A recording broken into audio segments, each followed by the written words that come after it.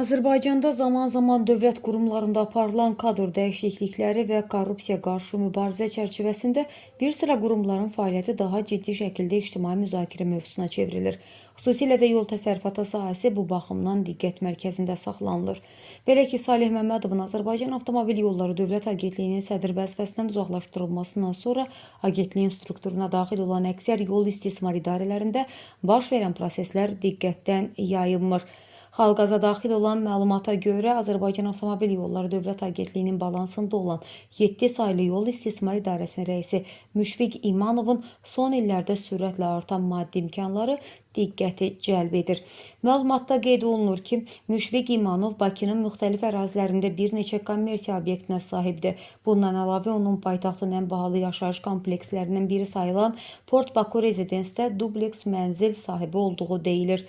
Məlumatda həmçinin iddia olunur ki, idarə rəisinin istifadəsində 77 FM 110 dövlət nömrə nişanlı Lincoln Company markalı avtomobil var.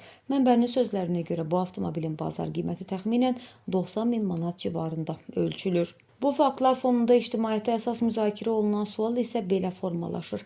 Rəsmi maaşı təxminən 830 manat olan bu dövlət məmuru bu qədər maddi imkanları hansı mənbələr hesabına əldə edib?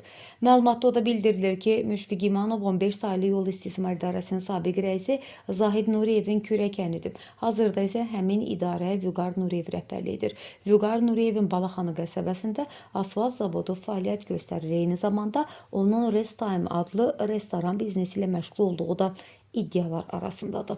Yol təsərrüfatı sahəsində çalışan şəxslərin eyni zamanda asfalt istehsalı və tikinti materialları biznesi ilə əlaqələrinin olması potensial maraqlar toqquşması yaradır. Belə hallarda dövlət sifarişləri, tenderlər və podrat işləri ilə bağlı şəffaflıq məsələləri də gündəmə gəlir.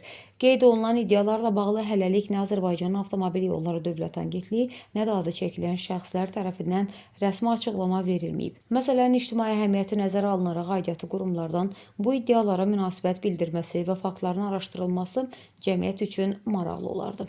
Səsləndirilən iddialarla bağlı bütün qurumların mövqeyini işıqlandırmağa hazırıq.